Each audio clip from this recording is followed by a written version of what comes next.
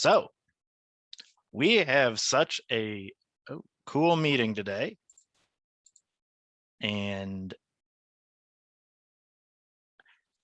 I'm so excited for everyone to be here. I hope everyone can see my slides and everything. So getting started. I want to welcome you all to the Family Engagement Leaders of Ohio.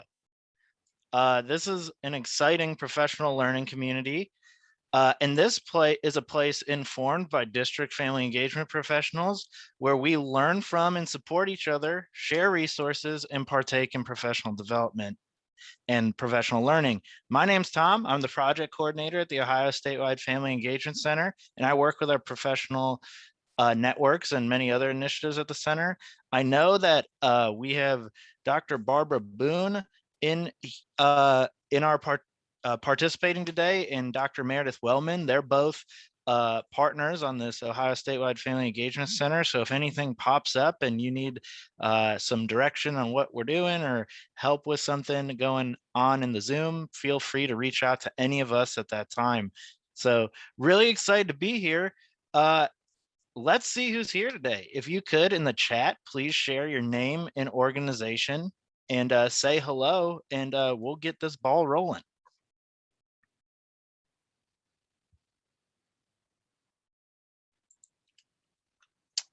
See some names coming in, very exciting.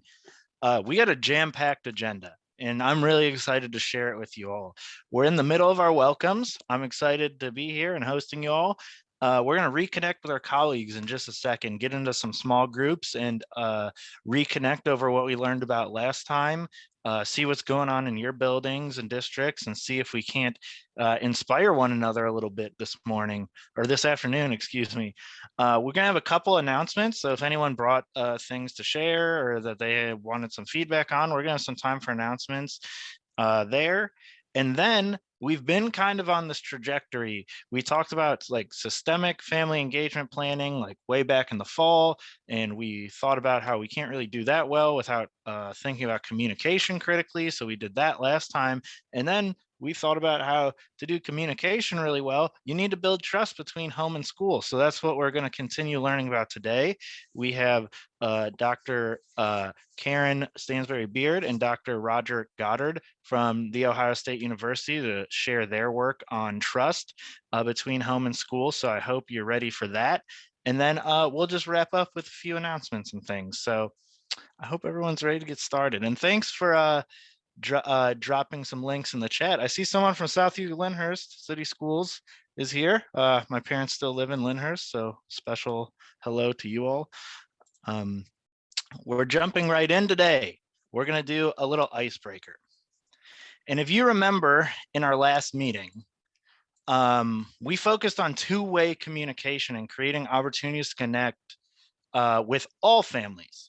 So I'm wondering if during this breakout, you might be able to share if you took something from that presentation or from that panel discussion and applied it to your work, or if you've been thinking about communication differently since that time. If that's not on the front of your mind, feel free to talk about how communication and family engagement's just kind of going in your organization. I'm really looking forward to do some sharing and hopefully energize one another this afternoon. So if there's no big questions about that, I am going to just set up the breakout rooms and get us started.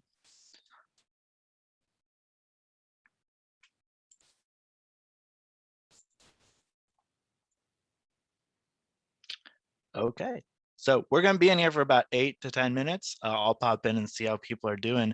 But remember, we're going to be trying to talk about communication or other family engagement stuff going on. So we'll see you soon. Welcome back. People starting to make it back to the main room. I hope you guys had some time to warm up, reconnect, share some good ideas.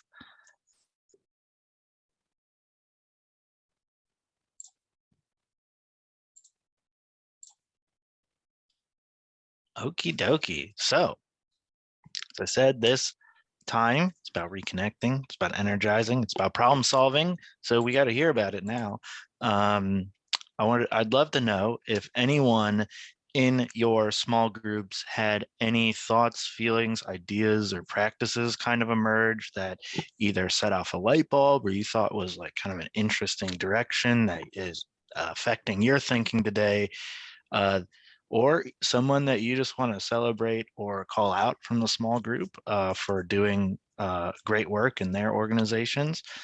Feel free to turn on your camera and microphone and let us know, or drop it in the chat.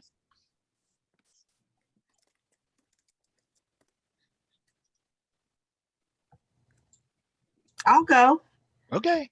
Hey guys, I'm Andrea. I'm with the ESC of Central Ohio. I just want to give a shout out, and sort of the last thing you sort of offered or as an opportunity to share is that our group was super like coming at the work from different places, from sort of research, from kiddos with disabilities. But then I just want to celebrate Tony, who is a parent ambassador as part of our group. And they had, the parent ambassadors had integrated WhatsApp. What's it called? WhatsApp. Mm-hmm. Thank you. As a communication tool, and how even in a short time, it's really increased their connectivity with parents. So way to be adaptive and creating approachable opportunities. Thanks for sharing. I love to hear that. It can be hard to keep up with all the technology. It can be hard to make sure people are still using technology that they just started using a little bit ago. So great way to meet people where they're at. Seeing some stuff come in the chat, but wondering if we have a couple more people that want to share out.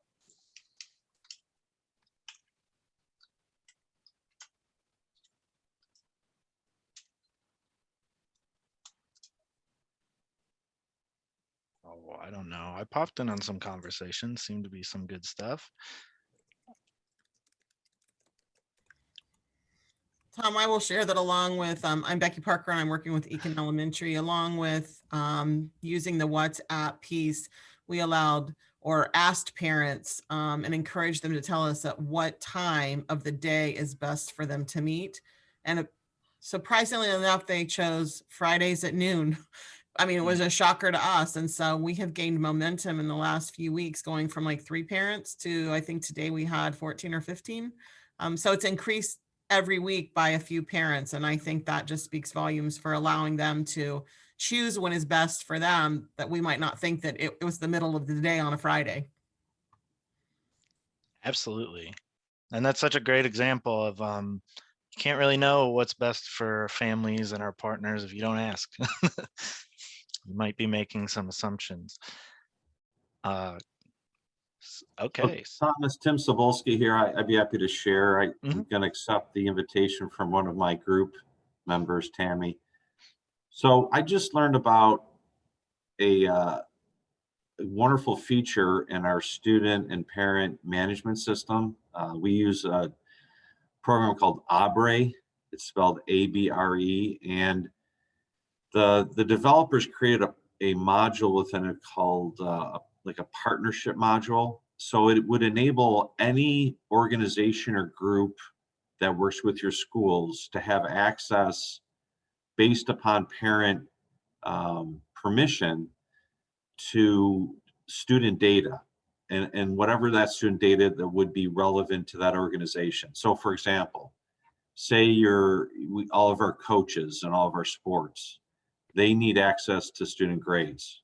Many of our coaches have study groups. Many of our coaches do things with the student athletes.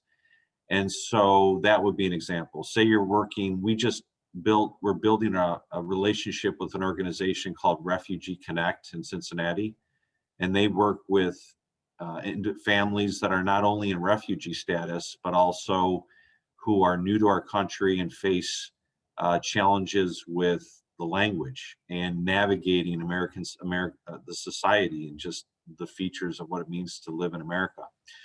And so as we work with them, they have what are called community navigators who work for Refugee Connect. we could see in the future, again, if parents give permission, there's different features in student data that if a community navigator had access to, their ability to meet the needs of that family are going to be unbelievably different than in the past, where we would always have to be the go-between with whatever data we would share with that organization. Now, again, we realize it brings into the conversation, data security, what is appropriate to share, and we're aware of that, and that would be all handled appropriately. And ultimately, again, parents would have that decision on what is shared and what isn't. But the opportunity that we think it's going to provide could be a real game changer for improving that two-way communication between our partner organizations and our schools. Absolutely. Thanks for sharing. That is such a powerful example. Information is power. So the more that our collaborators, partners, families are starting from the same footing, the faster and more efficiently we can meet needs. So I love that. Wow. And that also, I appreciate you sharing that, because I feel like that is a space that some administrators, because like you said, like data security, you want to make sure that the students' information is protected. That can be kind of a, anxiety ridden place to wade into. But I appreciate you sharing that you kind of balanced the kind of what if it goes, like what could go wrong here with the actual, outcome. And if we have things in place to make sure this part doesn't happen, then it's going to be a net benefit. So I appreciate that example a lot. I see some other things coming in. We talked about intergeneration needs and communication. So really diving deep into what it means to be meeting people where they're at communication wise, creating two-way communication. Also seeing some stuff come in about, yes, flipping the question. Yes, are families hard to reach? Is the school hard to reach? When you shift that perspective, what might we be able to glean from that? And what are we doing to make people feel welcome and valued? I love that. Yeah, so we're going to keep moving on. I want to keep this forum open for the next couple minutes. If you have things to share from the chat or from the breakout, we can keep doing that. But I also want to kind of expand the conversation a little bit to also welcome people if they have like updates or questions or things they're thinking about from their own practice that they wanted to bring in here and make an announcement or say something, to open the floor kind of for that too.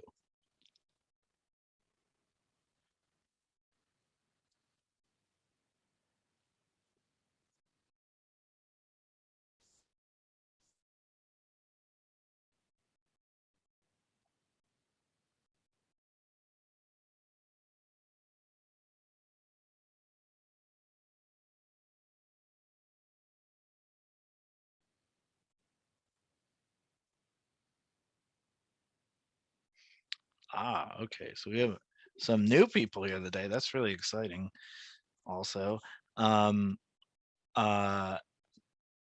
So excuse me, Terry, I'm wondering if you might be able to jump in and share. I'm still my interest is piqued by this comment about intergenerational needs and communication, and if you had some type of conversation around that, it was a little enlightening. Well, it was more of, I was on a listening side of that. One of the colleagues in the room was talking about having to take care of an elderly parent who's in the last stages of Alzheimer's. I hope I get this right. And just that in itself causes a barrier to any kind of communication. So that was some of what she was sharing at the time, but it made us all think that it doesn't matter, even within our own work, we might have that when we're working in the community with families, that some families have their extended families that you're communicating with as well. So it just was more of a thinking about that. So we didn't have a lot of time within the group to have a deeper conversation. Yes, and that was, this is Sandra. And that was my comment. And it was related to establishing two-way communication within the team and with the other caregivers, so that I don't have the feeling of hitting my head against the wall, with the one-way communication. Yeah, absolutely. I think that's a good point. And what I'm kind of taking from what you're saying also is that when you create two-way communication, you're also creating new path for information that might inform how you're interacting with families and students. And so once that's kind of created, again, if we're all starting from the same page, we're probably going to be a little more successful supporting our students. Cool. So I think yep. the information, on we are going to talk about trust, right? Mm-hmm, mm-hmm. I that's what I'm waiting to hear. Well, then I'll get out of the way. How about that? We will have some time towards the end for more announcements. So if people do think of things that come up or remember something during the meeting or something piques your interest, we'll have a little more time at the end to regroup and potentially share. But it does seem like it's that time that we can move into our conversation about trust, and we're a little ahead of schedule, so that's great. And so we're going to be talking about trust between home and school, which I'm really excited about. And today with us are Dr. Roger Goddard and Dr. Karen Stansberry Beard, both professors in the College of Education and Human Ecology at The Ohio State University. And we welcome and thank them both for being here today to share their work on trust and some of their ideas around that between families and schools. So I guess at this time, I'll welcome Dr. Goddard and Dr. Beard to take us on this learning journey. Thank you. Thank you very much. I believe, okay, Roger is sharing. Excellent. That's perfect. Thank you, Roger. We really want to just thank you, first of all, for inviting us. It's always an honor and a privilege to join the Family Network and the Family Engagement Center. So we're very excited to be here. Thank you, Tom, especially for reaching out and always kind of keeping your eyes on our moving research as it moves forward. I am here with my colleague and friend, Dr. Roger Goddard. We are actually both from the Novice Fawcett family. We were both students of Wayne Hoy, where we were introduced to, well, at least I was introduced to the notion of trust. So we want to talk a little bit to you today about 4 of our own studies and findings from what trust has shared, that we've been able to share with the community at large. Roger, if you could flip over. Thank you. So the first thing we want to talk about initially is obviously, what do we mean by trust? What does trust mean? What does it mean in organizations? What does it mean in your leadership? And then we're going to talk about what our research has shown us, what the evidence says about trust in schools, particularly, and trust in leadership. And then we're going to try to end with a little bit of a conversation about the implications for education or for educators, but most especially what school leaders can do.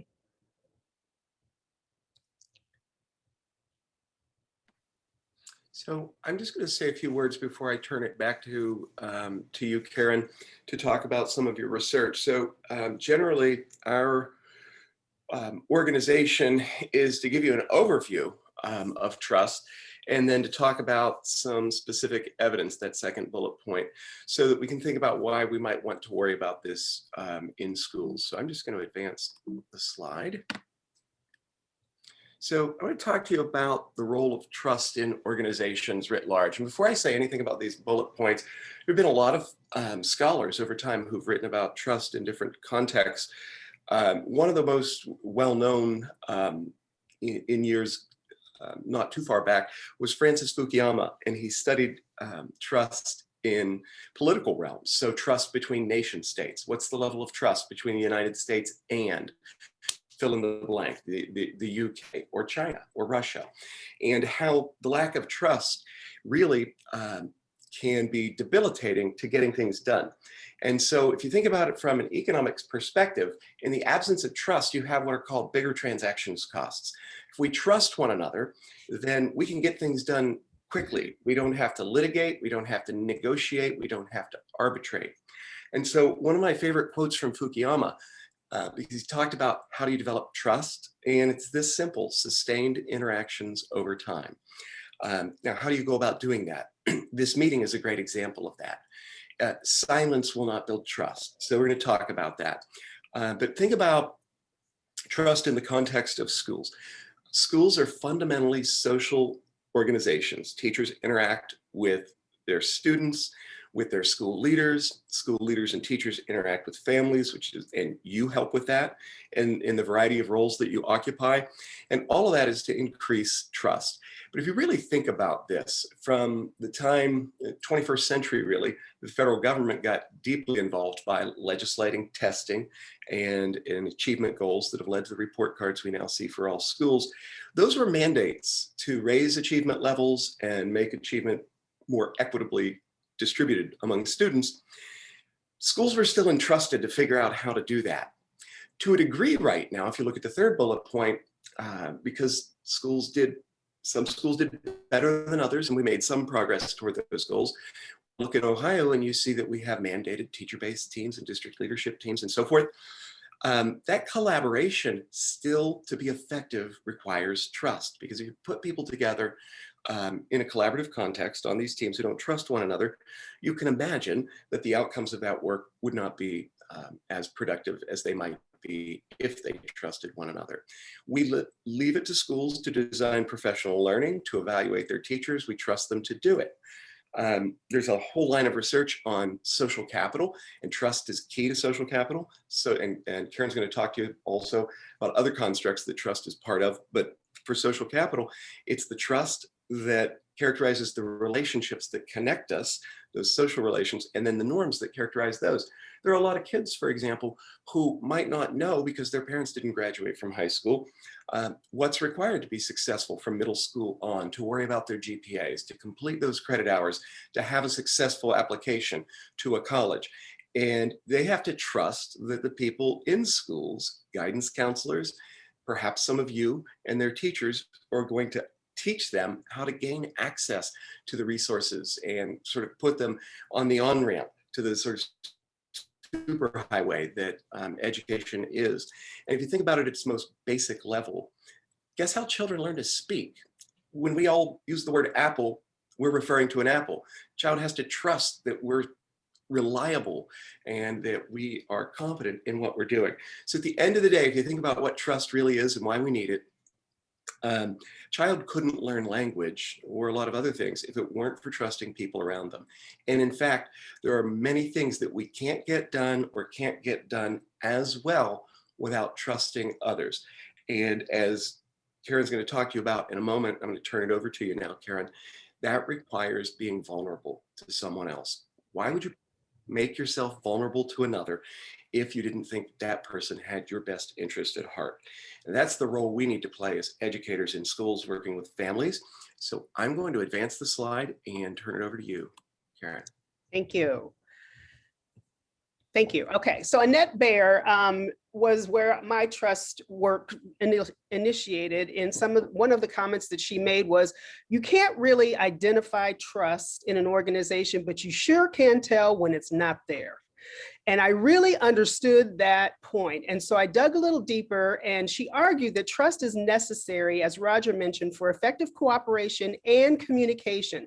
I heard at the beginning of this conversation, there was mentions of communicating with families, communicating with parents, the best ways to communicate. So in order to have effective communication and build cooperation, you have to have some level of trust. And Annette Baer mentioned that it is the basis for any productive relationship, Trust has been referred to the foundation of school effectiveness, and Brick and Snyder and Hoy and colleagues reinforce one another in their research that in concluding that faculty trust of students and parents enhances achievement. Shannon, Moran, and Hoy defined trust in their work in 2000 by being benevolent, reliable, competent, honest, and open. So it's those 5 tenets of trust that we lean into in our studies as we move forward, as I move forward in particular. What does benevolent mean? What does reliability mean? What does competence mean? What does honesty mean? And what about an open climate? So all of those 5 components are very important when you're talking about not only trust in organizations, but also trust in leaders and in their leadership. Shannon Moran refers to the component of trust as the most essential ingredient, commonly recognized as a sense of caring, the confidence that one's well-being or something one cares about will be protected and not harmed. So your students want to come to you, in your building as the teacher and as the administrator, knowing that they are coming to a place where they are safe, that they can depend on the people to not only care about them, but also not to do any harm to them. While people make emotional investments in trust relationships, they do so with the understanding that there is care taken not only for the goal, but also for the relationship. And this becomes very important when you think about academic achievement and the standards. Yes, it's important to push students and have an academic press towards the goals. But what may be even more important for their continued success is that you build a solid relationship with them. With respect to reliability, Shannon Moran also noted that reliability implies a sense of confidence, that you can rest assured that you can count on someone to do what is expected and on a regular and consistent basis. And again, this reliability almost couples or mirrors or parallels this competency issue. You want to make sure that the people that are in leadership or that are leading, especially if you are choosing to follow that leadership, is someone that you can count on. They're consistent. The sense that one is able to depend on another consistently is an important element of trust. Dependability and predictability are key components of reliability. In the area of competence, she states that it's the ability to perform a task as expected. Are you competent?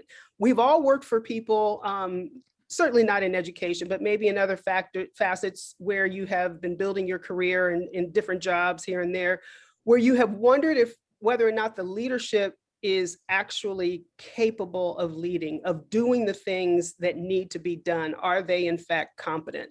Because once there is some dash of incompetence, followers begin to pull away from the leadership, if not physically, psychologically. So making sure that we don't promote people above their level of competence is very important. We trust those whose skill we can depend on, who are honest about their skill and who work to maintain and improve their skill. You also want to make sure that leaders are always continually growing, that they're advancing themselves so that they can guide your fellowship. In the case of schools, students rely on the competence of the faculty to adequately meet the goals inherent to teaching. Students and parents understand that a measure of teacher competence is directly related to teacher quality. We go back to that issue of competence. And how do you make sure that a teacher is qualified? Well, that's when we talk about quality and competence. Teacher quality involves not only the knowledge of their subject matter, but the skill with which they impart it and how they share that knowledge, which is most often measured in the learning acquired. The fourth is honesty, and it employs a person's character. You want to make sure, excuse me, I don't want to say make sure, but we all want to feel assured that the persons that we are working for are people of integrity, that they have character, that they are leading from an authentic place, and it reveals their capacity for goodwill overall. Honesty is considered to be a fundamental facet of trust, and one's honesty means that one can expect that the words of promise of an individual, whether verbal or written, can be, again, relied upon. It's got to be reliable. Someone needs to be reliable to be believed and to be trusted. When a person says one thing yet does another, trust is compromised. And this also couples with openness, and more so in an organization, we think about an open climate. But openness refers to a process and processes by which people make themselves vulnerable to others, spoke a little bit about vulnerability earlier, to share information, to influence one another, and to have some sense of control over the environment. Shannon Moran believed that the sharing of information increases vulnerability because with knowledge comes power, but also empowerment. So making sure the sharing of information is open and fluid is very important in an organization.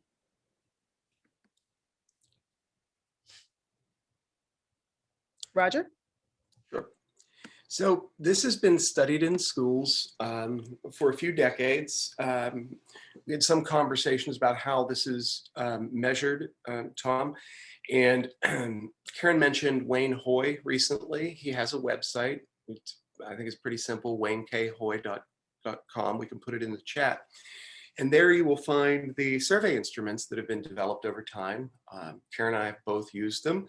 They've been developed primarily by Wayne's students, which include us and actually Tim Cebulski, who's on this call, and others. And they've been primarily used to gauge 4 sort of forms of trust, which you find in school organizations.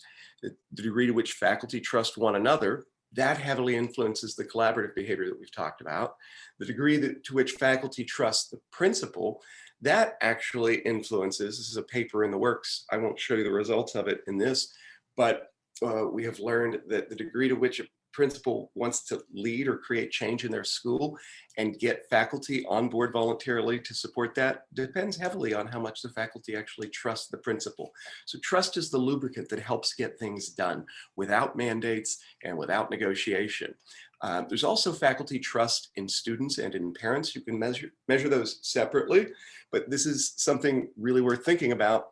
It is typically referred to in the literature as trust in clients, where the students and the parents or the families are envisioned as the clients, because how teachers answer questions about the degree to which they trust their students, which is those 5 things, the degree to which they believe their students to be open, benevolent, and so forth, reliable, honest, is almost identical to the way they answer the same questions about parents. So if they trust the students, they tend to trust the parents. If you think about the flip, if you're building relations with families of the students in your schools, then you are likely, if you're building trust with those family, building trust between the teachers and the students. So that's really important. I think now's a good time to turn it back to you, Karen, to talk about some of your own research. Thank you, Roger. As I mentioned, and Roger also mentioned, we were both students of Wayne. And so part of the work that we did doubled with his work, his research, and my introduction to trust was really through my dissertation study. So I'm going to talk to you first about trust as a component of academic optimism, which is in fact Wayne's notion of these 3 streams of research that come together to create a better and an enabling school structure. And then the second one, I put a cultural lens on this issue of trust. And I'll talk to you a little bit about why I did that. I was sort of challenged at an AERA meeting about this notion of trust. So the second study I'll talk about is African-American mothers and their trust in their suburban schools. This could really, though, be applicable to not just African-American mothers, but special minoritized groups. Any minoritized group within a school can take away from this particular study. So the first one was very quantitative based. The second was qualitative. So I'll go ahead and start with the first. Roger then is going to talk to you about, I'm sorry, Roger, It's okay. That's okay. Roger then is going to talk to you about his 2 studies, trust, learning, and accountability in urban elementary schools, and then trust as a mediator of demographic background. Thank you. Roger. So the first study I am going to just talk briefly to you about has been published in Teaching and Teacher Education, and it is about academic optimism. And that, as I stated, was the introduction to my understanding of what trust is, as well as my dissertation study, and then subsequent studies that followed. So when I looked at those 5 components of trust, there's so many interesting notions that are embedded in those components, such as authenticity, which I picked up later, and then Roger also collaboration, and have taken those on to additional works and studies. Academic emphasis is in fact the collective between, academic optimism is in fact the collective between academic emphasis, which is a push, right? An academic push that you have in a building where things are focused on focused on academics and viewed through an academic lens. That means that the goals in the building are very centered on achievement. So academic emphasis, collective efficacy, which we know quite well in the world of education, and Roger probably is going to talk to you a little bit more about that. And then also this third one is what caught me, which is teachers' trust in parents and students. It's not just trust back and forth. What really matters is that teachers trust parents and students. Now that seems a little strange, right? Because you think you want your parents and students to trust you, but in reality, this only works. The academic optimism mechanism works when teachers have trust that the parents, one, will not undermine their efforts, right? And trust the students to work with them in their communications as the liaison between home and school as well.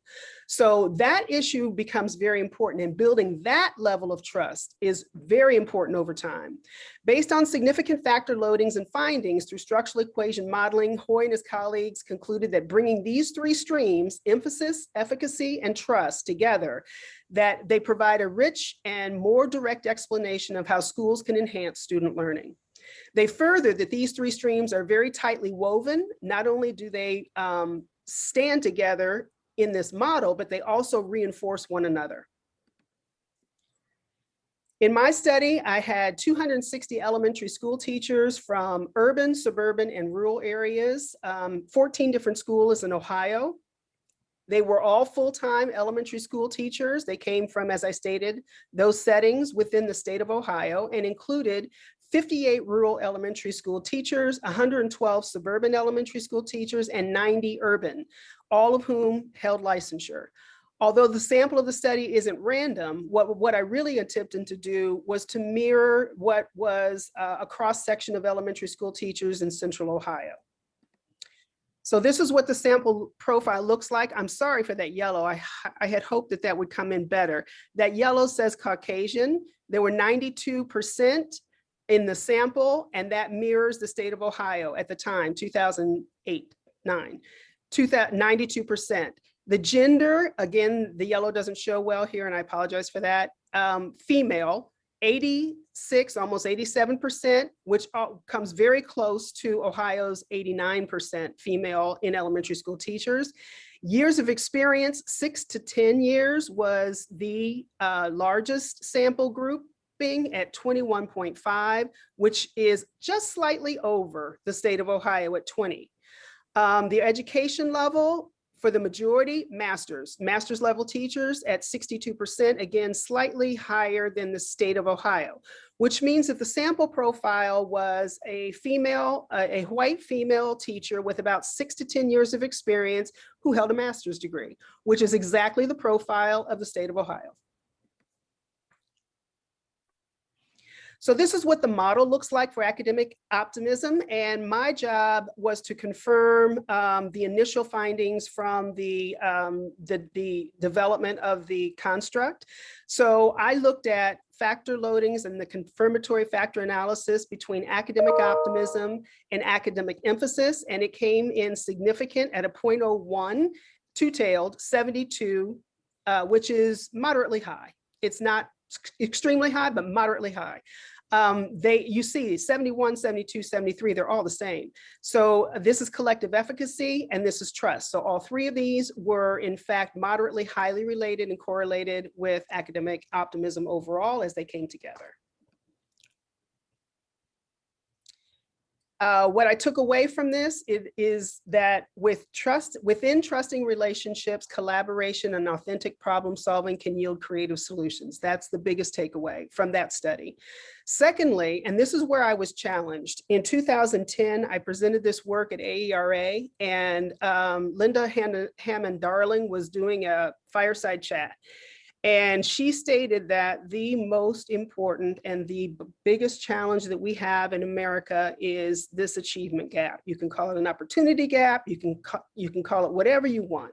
But the issue of not educating all students to a high level is going to create and continue to create problems for us as a society over large, and will continue, she didn't say this, I'm saying this, will continue to decrease our level of achievement over time. So when she said to me, when I shared this with the group, and she had made the comment about the achievement gap, I was challenged then to think, well, okay, trust should matter then. Trust should matter with these groups that are not getting the benefits of a good education or getting highly educated. So that's what sparked the second study that I'm going to talk to you about. But then also understanding the power of trust in organizations and in leadership inspired these viable streams of research I talked to you before about, specifically authenticity and collaboration.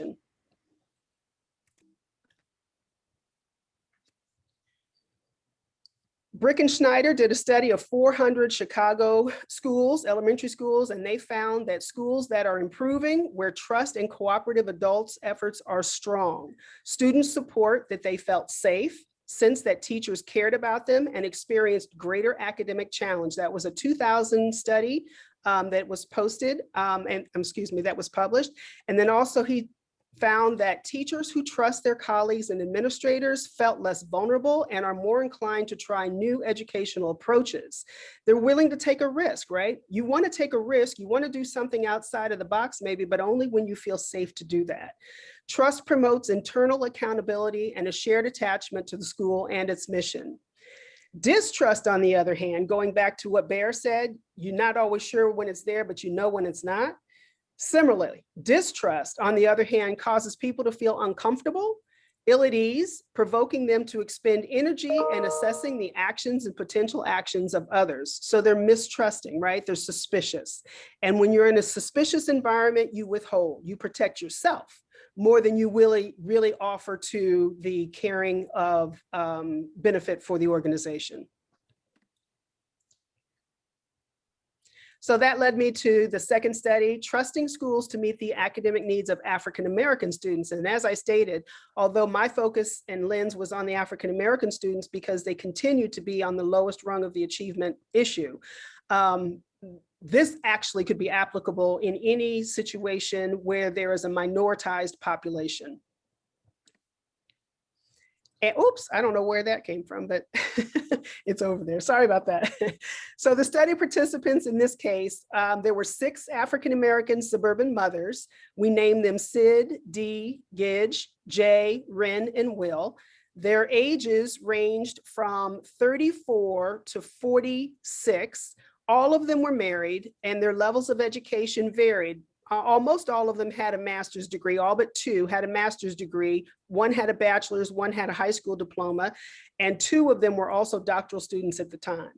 The income level is presented. You see that these are middle class and upper class suburban parents. Their children, the number of siblings that they had, and their grades of those siblings are here, as well as the gender. So this is a pre-K daughter of Sid. This is a 5th grade son of Dee, and so on. Okay, just to give you an idea what the participants look like. The most important revelations from that study were: 1, African-American mothers want educators to understand that race adds a layer. Or 2, race and going through our schools as a minoritized student is challenging. It's challenging to psychic energy. It's challenging to a level of trust. It's challenging to students. So race matters. Acknowledging that these issues are real and admitting that education is not neutral. I'll repeat that. Education and educational organizations are not neutral. The study also illuminated the psychological, emotional, social, and perceptual factors that work together to determine the success of cultivating trusting relationships. And the best way to present the data was simply to hear the voices. I wasn't able to build all of the findings in for this short presentation, but I welcome you to that published paper that I've made available to Tom. So maybe he can make it available to all of you. Thank you. The implications from the study for us as educators: while African-American parents continue to believe that education is the single greatest liberator of second-class citizenry, they also understand that central to closing achievement gaps are issues of educational equality and opportunity. That opportunity piece, I'm going to come back and revisit in time. There is work yet to be done by school administrators and teachers towards bridging understanding and communication and developing stronger, trusting relationships. And because information shared through informal networks has remained largely unavailable even to affluent African-American parents, schools should openly offer information about courses, programming, and high-stakes testing to parents, along with honest information about the consequences of the children's involvement or lack thereof. That is critical. So on a lot of informal networks, information is shared, but when you are in a minority group, you don't always gain access to those informal networks. Because we are in loco parenti, right? As educators, we are parents in the absence of parents. I do believe it is our responsibility to make sure that we take care of the children we serve just as we would our own. You would not allow your child to go through school in the lowest track, knowing that his high skill and competency level were not being challenged or his talents were not being met. So understanding what our role is in providing opportunities, placing students in higher track classes or detracking altogether becomes very important when you think about advancing, particularly the African-American student. Okay. And then, Roger, I'm gonna turn it to you about your study in Ohio's urban elementary schools. Okay, thanks. I want to say thanks again, Karen, for that, because it's incredibly powerful. You mentioned the opportunity gap, the achievement gap, the receivement gap. It makes a huge difference. I once taught in the Pittsburgh public schools, and I just completed a master's degree at the University of Pittsburgh, and didn't really learn anything during that master's degree about trust. That didn't come until, like you, Karen, my doctoral studies at Ohio State. But one of the things I learned was to reach out to families. And there was a young man in an algebra class in high school who had a long record of suspensions and trouble in school. And, finally, this was an African-American boy. I called his home. I remember being in the teacher's lounge. I had to make a few calls. This is back in the day of landlines. And I got Dad on the phone. And Dad's reaction was, "Oh no, what did he do now?" And this was the beginning of the conversation. And I said, "Oh no, it's not about that." And I don't remember what particular, maybe he turned in his homework every day that week. And I went on to provide some praise and some good news. And so the young man would have been about 16 or 17. But the next thing I'll never forget, the dad said, "This is the first positive phone call I ever received about my son in school, and he is 16 or 17. I hope that did something to build trust and enhance communication. He did graduate, he did pass my class, but I didn't realize what I was doing at the time was working on trust. The data that I'm about to share with you come from the Columbus City Schools. I'm going to talk a little bit about the bullet points that are there. The time this study was done, this was roughly half of the elementary schools in Columbus. And we had high stakes testing. And so I'm going to talk to you a little bit about trust and how much it's a factor in schools. And the first way I'm going to do that is to show you how it was distributed. So I'll let you look at the picture and think about what that means. Think about it this way though. Groups have a huge, huge influence on group members. So group members tend to share characteristics. So if you take a championship NBA team, they're all going to be taller on average than the people in the stone call because they share a characteristic.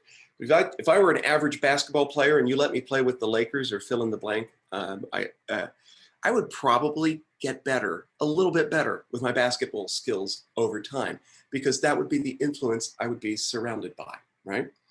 So if you look at it this way, what we learned was it's possible, without going into the statistics, to find out how much something varies depending on what organization or group you're a part of. You can think about this in terms of teacher-based teams too. If you have multiple teams or grade level teams, it is very likely that there is some form of natural distribution across those teams. The goal is to have positive sustained interactions over time. What this graphic is telling you is that slightly more than half of how people answer questions about whether or not they trust students and parents have to do not with the students and parents themselves, but with what school they just became a member of. So if you could take a person of average trust and put them into a school where there's poor communication with the families and with the students, this tells you that on average, that level of trust is going to be influenced by that school. It's probably going to go down. Likewise, it could go up if you put someone with an average propensity to trust into a school that really was well organized from that perspective socially. So what we know is that there is, you think about the classic stats course, there's a normal distribution. This is roughly normally distributed. Some schools, most schools are bunched within 2/3 of the standard, a standard deviation of the mean. And you have some other schools with higher levels of trust and lower levels of trust at the tails of the distribution. So that it's not because someone intervened and said, let's destroy trust in this school or enhance it in another school. It's a social condition. We'll talk in a little bit about what you might do intentionally to build trust. But at this point in time, there was a natural distribution among the schools in Columbus. And here's what we learned. Rather than give you, I will give you a table of numbers, just like you did, Karen, in a moment. I'm just gonna give you a graphic. This is a state scaled scores on a test. Across these elementary schools, the mean score on the math test is 200. The cut score, and what I mean by that is that's pass or not. So you score 205 and above, you pass the test. You count as a pass. You score below a 205, you count as a failure. So across these schools, the average score, some students passed, some students failed. The average was 200. What you have on the far right is the trust effect. And this is really interesting. Think about that as an effect size in research. And again, without going into statistics, this is the school that's a standard deviation higher on trust. So if I talk to you about height, average height for a male, I think statistically in America is 5 feet 10 inches. Standard deviation is 3 inches. So a male who's 6 feet 1 inches is 1 standard deviation above the average. So this is the school that's 1 standard deviation above the average. What was fascinating here is that standard deviation bump was enough to take the average score from below the cut score to above it, right? It's the difference between passing and failing. That's how important trust was. That's how important it was to be above average in trust. And I won't say a lot more, but I'll just show you the graphic. Same story with reading, even a bigger bump. So the mean score was really close, but it was just under the 208, which was the cut score for reading at the time these data were collected. But schools on average that had a high level of a standard deviation or more score above the mean in trust definitely had higher pass rates. And they obviously had what you would expect, which is higher average scores, because that's what it takes. So this was fascinating. What it said was in an urban district that had a variety of levels of trust across the schools. Some were high, some were low. That difference, and this is holding constant a whole bunch of other variables. So this is accounting for what the students' test scores were the year before. This is accounting for the demographics of the students. I'll say more about that in a moment based on a different study. This is the bump due to trust after holding constant a whole bunch of other factors that people will tend to point to. So people might say, well, these students from these neighborhoods or these schools, we don't like that deficit thinking. Well, they can't learn, but there's another factor involved. Poverty in and of itself is not a cause of failure to learn or learning at a lower level. It is because it's associated with other conditions. Those other conditions are things that we can work on, and trust is one of them. So let me turn to the next study to show you how much it matters. So on the earlier slide, it said trust is a mediator of demographics. Here, the title shows you what demographics we're talking about. A mediator. And so if you think about what a mediator is, mediator might be the better you are as a principal in your school, the more you get your teachers to collaborate and work on their professional learning and instruction. Therefore, the better they teach, therefore, the more their students learn. The mediators would be those things between leadership and student learning, which would be the work of teachers that you influence as a leader.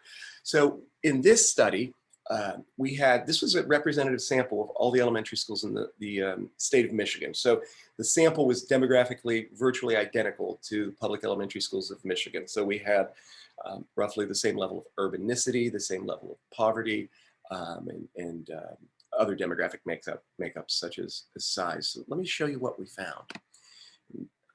We're going to go through the table, and you don't have to be a statistician to see the picture and understand what's going on. What I want you to realize is that I'm only going to show you one table. If you read the title, this is all these variables in this column: school size, how many students are in the school, prior level of math achievement, the percentage of the kids who get a free and reduced price lunch, the percentage of the kids who are minoritized, and the level of faculty trust. So these are all predictors of math achievement. You can see the sample size, and you can look at this is, Michigan, so 78 schools.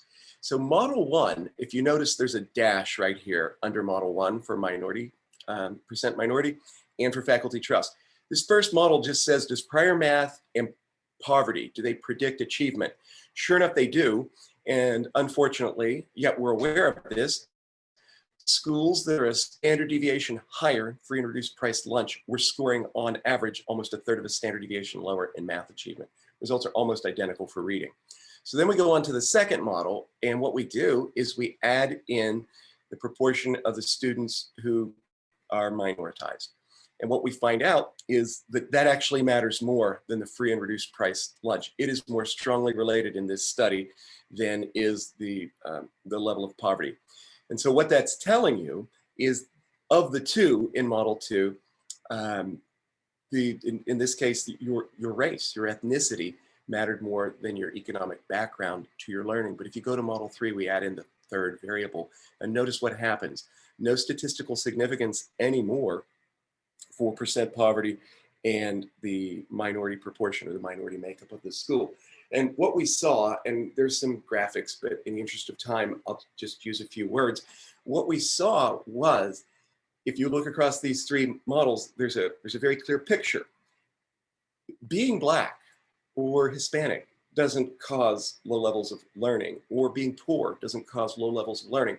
What this shows us is that those things are sadly related to the level of trust in the schools. And once I account for that, what we have is that the social conditions that trust affects, the efficiency, as you've heard us talk about, with which we get our work done, that we actually spend our time on teaching, learning, and supporting students, not on differences and arguing and negotiation and working to rule and MOUs and all the things that happen in organizations that have lower levels of trust.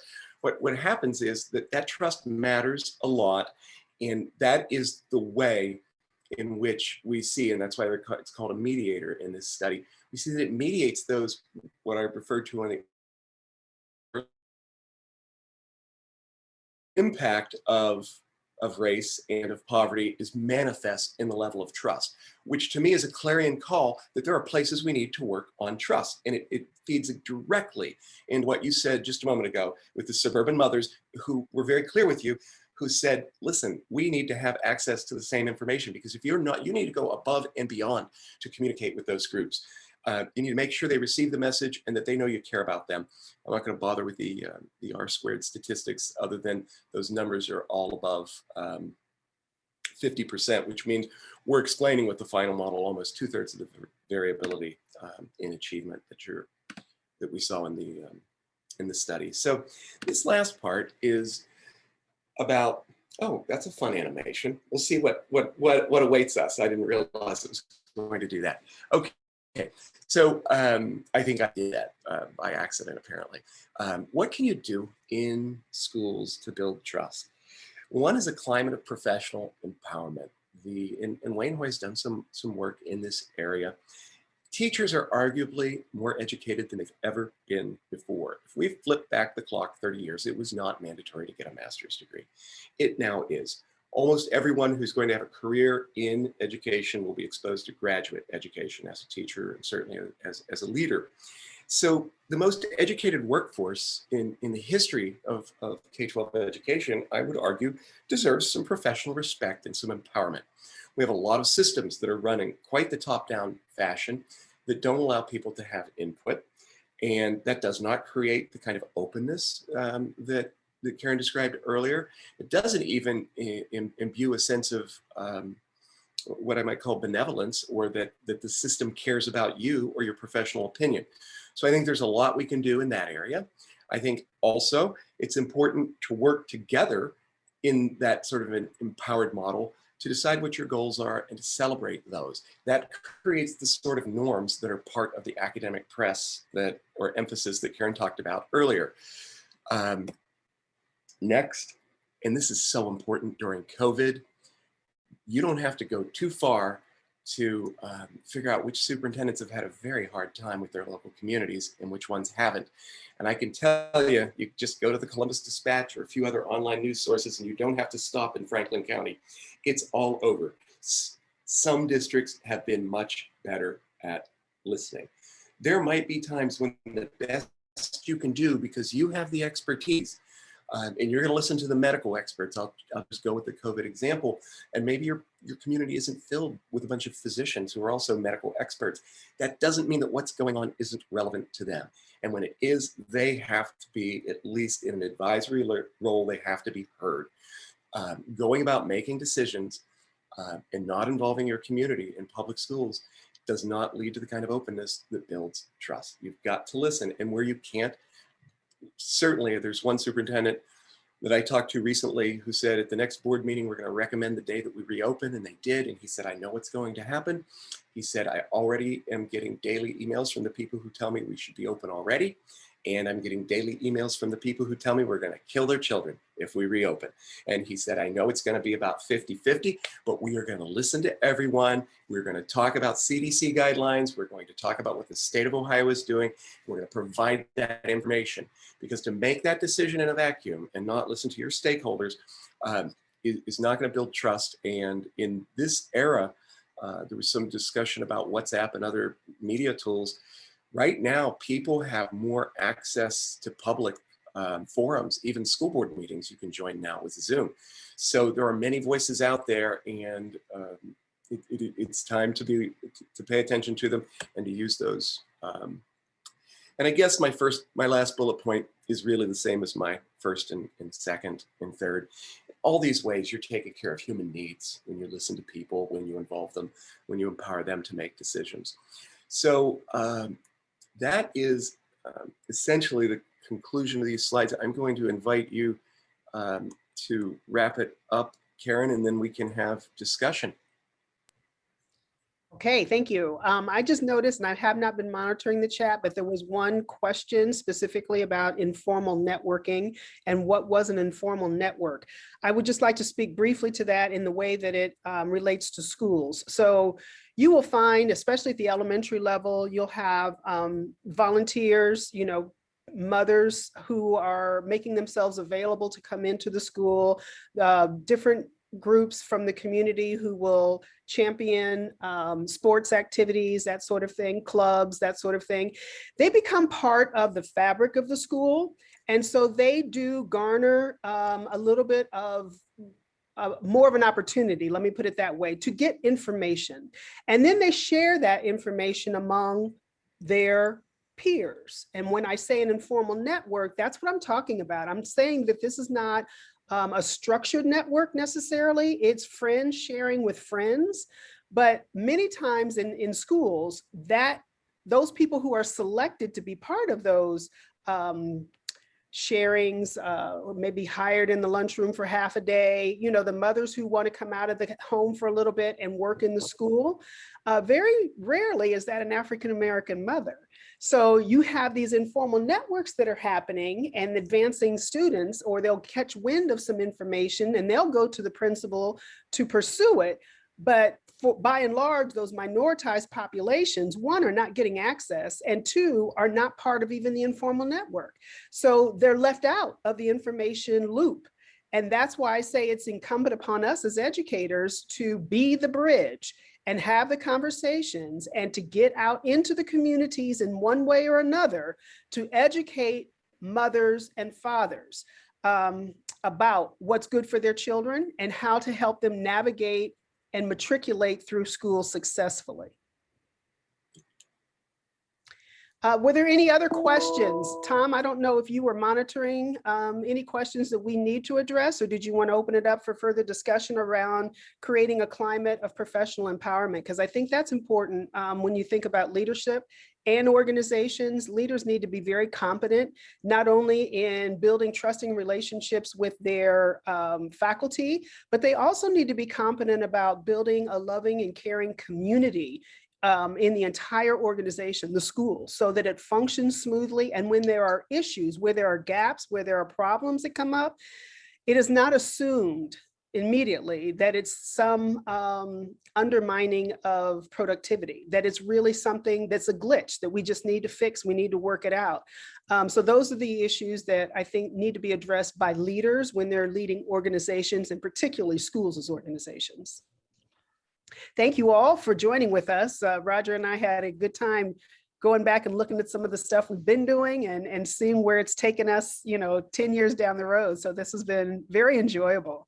But Tom, I'd like for you, if there are any questions for us from the participants, we'd be happy to share. Yeah, absolutely. And I know we covered so much information in such short order that I do want to also invite people that might have questions about, specific things related to trust, and also building how you build that through leadership and things like that. But if you also had any questions kind of about things that came up that just might not have been real easy to digest the first time or anything, feel free to ask any type of question. But I see one question. Well, let's take a step back. First of all, thank you both for being here. That was really crazy and mind-blowing experience for me. A lot of great information was shared there. So thank you for that. But I'll get us kicked off with this question, and then if you have questions, please drop them in the chat and I'll pass them on or call on you to ask. But someone dropped in the chat, how do you like you all have been in the education community long enough. PBIS is a very popular framework right now for schools to kind of incentivize behavior and things. Do you see any opportunity for this trust work to be working or to be connected to a PBIS framework or something similar? I'm going to start, and then Roger, I'll pass it off to you. I think that that's one of the most important places it needs to be, just because it's a team of collaboration, right? And it's supposed to be working on behalf of and to benefit for, so that benevolence piece is there. But really the collaboration and coming together to explore opportunities and thinking about possibilities, I think it's really important there. But Roger's area is collaboration, so I'll let him go. I agree with everything you said, Karen. And PBIS has definitely a record of support. I mean, it strikes me when PBIS comes up that the intellectual tradition of the work upon which we based our presentation is really about mental representations and understandings. So when Karen described academic optimism as being part of academic, a combination of academic emphasis, which is really about norms, which is a sociological idea that support how, that have to do with valuing academics, that she talked about collective efficacy, which comes from social cognitive understandings, which is, it really matters what we believe are in terms of the effort that we put forth, huge influence. And trust is the same way. It's all about the social relations and the mental representations we have of them. Sometimes behavior modification plans can be part of PBIS. And there's a strong tradition of applied behavior analysis research within the College of Education and Human Ecology at Ohio State. I have deep respect for that. But I wouldn't let only, and that doesn't rely on mentalistic understandings of how the world works. It is more about how to externally motivate behavioral change. And I think that's all good. But what Karen said is part of the core of what PBIS needs to be about. It still needs to be about those open, transparent, and trusting relationships with families and kids. You will make it only better by making sure you emphasize that too. Anything else? I love that point, and thank you for sharing, because that's definitely something that I wrote down once you got into how to build trust. as you guys shared, PBS is a team space. Inclusion and representation can go, seems like from what you all were saying, can go a long way to building a foundation for that trust. So if we're even just looking across the table, we're already kind of getting a start on that. I would also like to add, with respect to how to build the climate of trust, one of the things Roger mentioned, and I also found in a subsequent study that was just recently published, actually 2021, when administrators communicate with families early in the year, when they have face contact with families early in the year and personalize that communication, they begin to build trust from the beginning. So Roger made the point, the call to the student who the father said, this is the first positive call I've gotten. That shouldn't be the case. There should be positive contact with families in communities immediately at the beginning of school. First month, there should be personal conversation about the child so that the parent is put at ease that you really genuinely care about this child before issues arise down the road. So those are some, one of the ways that I've actually confirmed in this second study.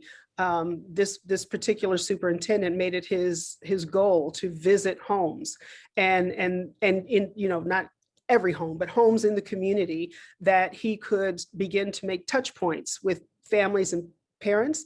And in this particular one, it was a Latina community. So he built what was called a liaison group of madres, mothers in the community, so that they would come in and then go back out and disperse information to the community at large. That helped them in their health. When they were disseminating information about health, they were disseminating information about voting rights, they were disseminating information about SES courses and supports. So just having a touch point, a place where parents can build and communicate, even if it's not directly with the person, but the person initiates it. So as educators, it's important that we jump on that at the very start of the school year, and that we continue a relationship with that family as they matriculate, because then that speaks to the district caring about children. Absolutely. Can More I great ask one stuff. question on that point? I'm thinking about, okay, we're returning, some districts have returned to 5 days, some are hybrid, moving to 5 days, some are staying hybrid. I mean, can we pick up that sort of strategic relationship building now, even though it's in the middle of the year? Ideally, you do it at the beginning, but right, you can do that intervention and work now, right? I think you have almost more access to children's homes via Zoom. So I would say absolutely. Yeah. Roger? I agree with everything that's been said. Zoom is a wonderful tool. I know it's Skype before, but we're all using Zoom now. It is a wonderful tool, and it is certainly one way. I think teachers have had more access to parents, provided the technology is in place, and that's been a challenge for some districts, but definitely use that or any other means that seems feasible. I think it's a great point to start the relationship off well, rather than letting that first touch point be, here's the problem with that subset of students who are going to have that. You've got to build that. The same, I mean, this isn't a conversation on how to necessarily run a school district as a superintendent, but if you look back, because I paid attention to Franklin County the last few years, at the districts that had, that wanted to pass levies, have a new bond issue to build new schools, to do whatever repairs and renovations they wanted to do. I can think of two, one that went on an 18-month information campaign with the public, with a large committee that had a superintendent that probably had 120 coffees of 20 to 40 people in people's homes, and another that went forward, did it mostly internally. They both had a vote. Guess which one passed?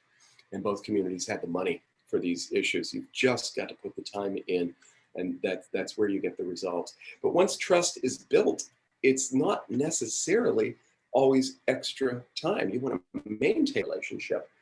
The worst thing you want to do is break it, because once trust is broken, it's much more difficult to build. Absolutely. I spoke with a superintendent who became a lifelong friend, and this is when I was at a previous university. And he was superintendent of one of the largest communities in America with a Muslim population. And he said, you know, I came and I talked about trust. And he said, we have 15 schools and 12 of them are well-oiled machines and people get along. And he said, but three of them, they just don't get along. They don't trust each other. And what do I do? And so I asked him what he was trying. He said, I think we're going to do book studies in all the schools. And I said, that's a great idea. And he said, what book? And he immediately started talking about books of the day. And I said, I don't think it matters. You'll have them talking about someone else's ideas, which is probably good.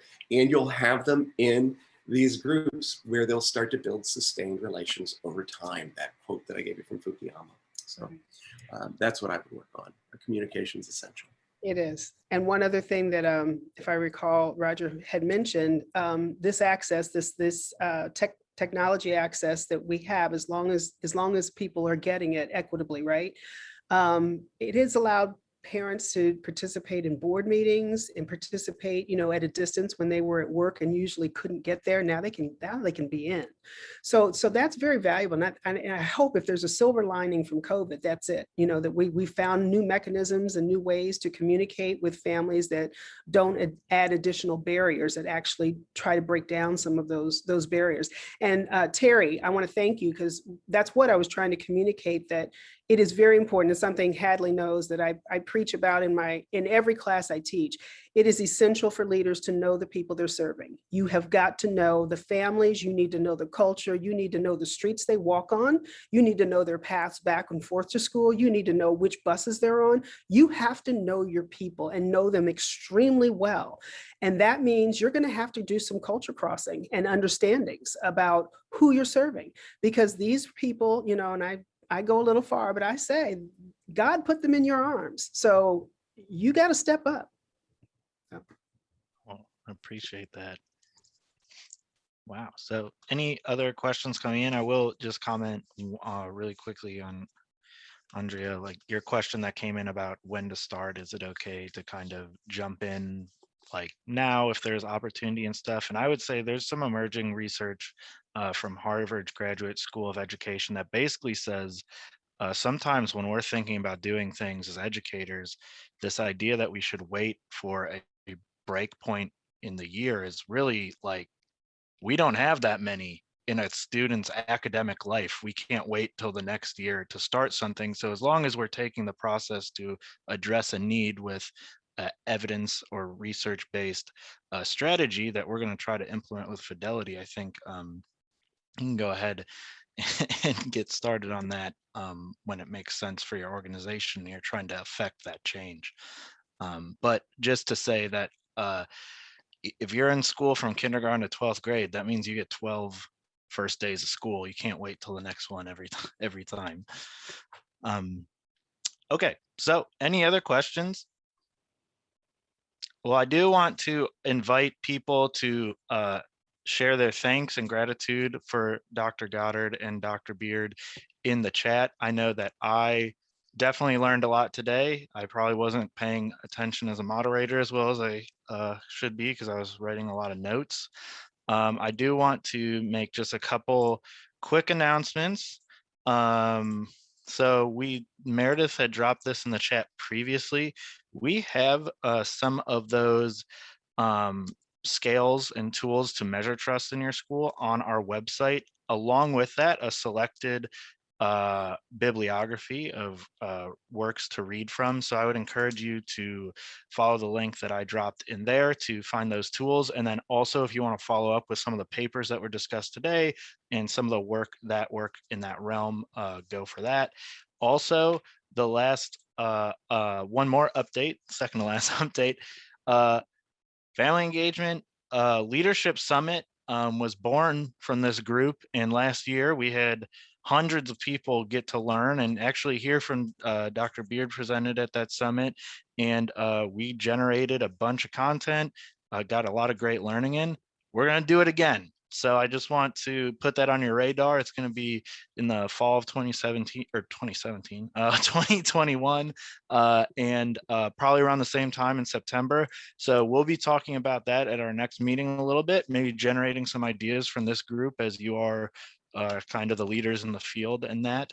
And the last thing that I need from you all today is if you could please follow the link in the chat and take my exit survey so I can make sure that this continues to be a useful experience for you all. But I know that you all are busy people. Bus duty is about to start, pick up and stuff, so I'll let you all get back to your days.